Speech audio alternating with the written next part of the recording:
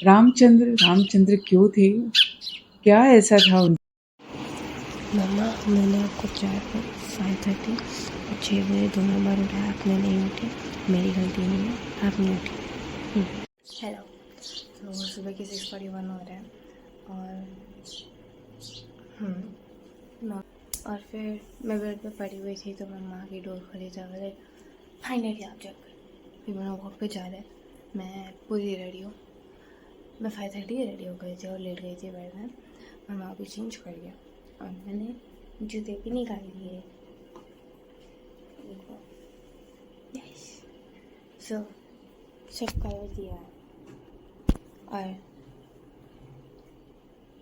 मेरे को एक काम दिख रहा है पर मैं नहीं कर रही ना। मैं तो चलो वॉकिंग के लिए चलते हैं।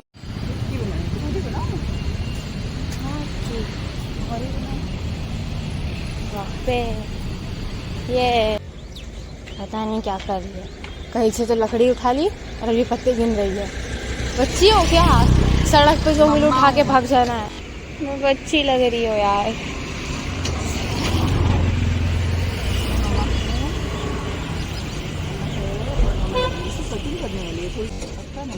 नहीं मतलब बड़ा नहीं।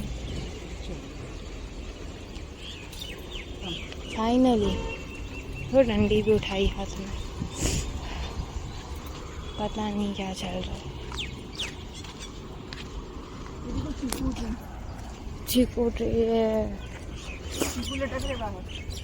बहुत अच्छी है, बहुत अच्छी है क्या? मुझे आपने लिए कि मैंने लिए भाई? तुमको ये पता था कि कौन सा लीफ है? मुझे नहीं ये बेलपत्र है जो भगवान शंकर को चढ़ता है, शिव जी को चढ़ने वाला बेलपत्र। हाँ पता है मुझे। अर्जुन जाती हूँ, सामने ही है। हाँ ये जो 2 सोसाइटी आई थी, ठीक है, एक ये आगे वाली और एक पीछे वाली, और फिर उसके बाद अंदर में एक सोसाइटी है। बस किधर से निकलती है फिर? वहीं से यूटर्न लगी गई रास्ते से। तो पीछे से हिरनदानी का रास्ता है निकलने का। नहीं वहाँ नहीं जाती है क्योंकि फिर बस को सामने चोरा विलेज के वजह से अंदर जाना होता है और फिर वहाँ से वो स्लोप से निकलती है।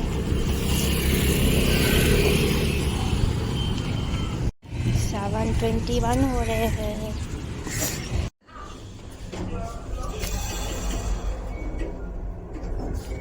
तो हम लोग अभी वॉक से आ चुके हैं और पूरे पसीने में हूँ जो दिख नहीं रहा है। मैंने अभी टी शर्ट से साफ किया ना, मैं पहुँच भी गए। ओ माय गॉड, पैर पड़े हुआ।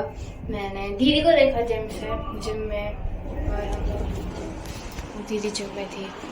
मम्मा पहले पहुँच गई, डंडी लेके आई। नमस्ते, सलाम, राम राम, सत श्री अकाल। होप आप सब स्वस्थ होंगे और एकदम मस्त होंगे। और आज है गार्डनिंग डे। गार्डन, पेड़ पौधों को भी हमारी देखभाल की ज़रूरत होती है, उनको भी ज़रूरत होती है थोड़ा पैम्पर करने की। लेकर आई थी मिट्टी और खाद, और सब गमलों की मिट्टी बदलनी थी। तो कुछ काम है जो मुझे बहुत पसंद है और मैं करती हूँ, मुझे अच्छा लगता है। और चलिए, इसके साथ ही साथ आज मैं फिर से बात करने वाली हूँ भगवान श्री राम के जीवन की। रामचंद्र क्यों थे? क्या ऐसा था उनके व्यक्तित्व में कि वो रामचंद्र बने? और क्यों हम लोगों को कहते हैं कि राम जैसा गुण, राम जैसा तो शायद कोई आम इंसान नहीं बन सकता है, पर कुछ चीज़ें हैं, कुछ क्वालिटीज़ हैं, कुछ बातें हैं जिस पर हम ध्यान दे सकते हैं।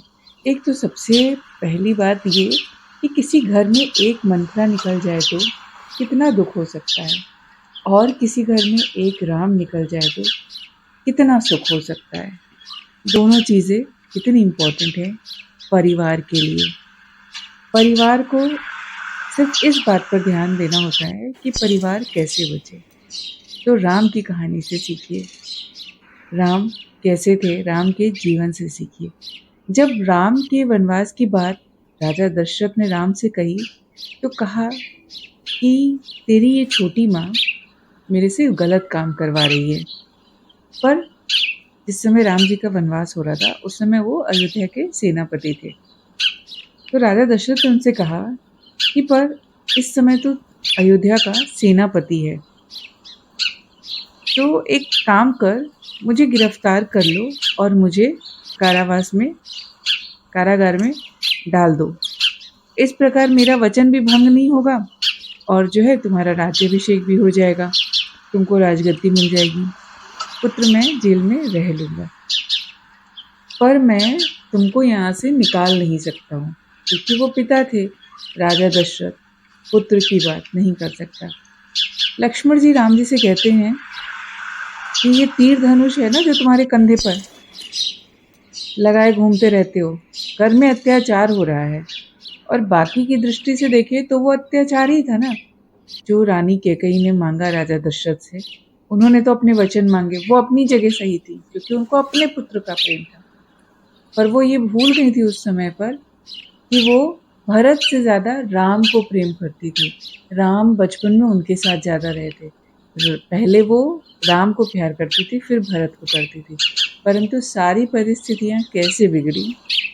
परिस्थितियाँ बिगड़ी मंथरा की वजह से। खैर, ये चीज़ सबको पता है। तो लक्ष्मण ने कहा तुम्हारे कंधे पर तीर धनुष रहते ना, तुम इस अत्याचार को क्यों सहन कर रहे हो? तुमको अपना हक लेना चाहिए, तो तुम ऐसे क्यों नहीं करते हो कि तीर धनुष उठाओ और अपना वो करो? तो राम ने कहा, उस चीज़ को समझना। अब राम ने क्या जवाब दिया, तीर किस पर उठाऊं? अपनी उस माँ पर जिसने मुझे बचपन में सबसे ज़्यादा प्यार किया, मेरे बिना जिसको नींद नहीं आती थी, या इस पिता पर जिसने देखा कि बस मेरा एक बाल सफ़ेद हुआ और अब मैं राज्य को नहीं चला सकता हूँ, अब राज्य गद्दी राम को दे दो। उसी वक्त इसने राज्याभिषेक की तैयारी चालू कर दी। या उस भाई भरत पर जिसकी सोच पर पाप भी एक सीमा के बाहर खड़ा होकर प्रणाम करता है कि यहाँ नहीं जा सकता मैं, उसकी सोच में भी वो पाप नहीं आता है। तो तीर मैं चलाऊं तो किस पर चलाऊं? पर आज के टाइम में दिन भर षड्यंत्र ही चलता रहता है, कुछ ना कुछ चलता ही रहता है कि किसको कैसे नीचा गिराना है, किसका धन कैसे लेना है। और ये बाहर नहीं, ये सब परिवार में चलता रहता है। ये जो रामायण की कहानी है वो एक परिवार की कहानी है, और ऐसा समृद्ध संस्कृति हमारे देश की जिस पर पूरी तरह से अब वेस्टर्न कल्चर का प्रभाव पड़ता जा रहा है। कोशिश करना है कि उसको वापस लाना है। और क्या होता है ना, थोड़ी थोड़ी सी कोशिश बहुत बड़ा काम कर जाती है। हर परिवार में वो प्रेम और सौहार्द बना रहे। तो ये थी राम की छोटी सी कहानी। राम के बारे में और भी बहुत कुछ है आप लोगों के साथ शेयर करने के लिए, शेयर करूँगी। आपके क्या विचार हैं? आपने ये बात सुनी है कि नहीं सुनी है राजा राम के बारे में? ज़रूर बताइएगा। मर्यादा पुरुषोत्तम राम के बारे में, जिनके विचार हम सभी को जानने चाहिए, समझने चाहिए। रिप्लाई ज़रूर करिएगा। Thanks for watching.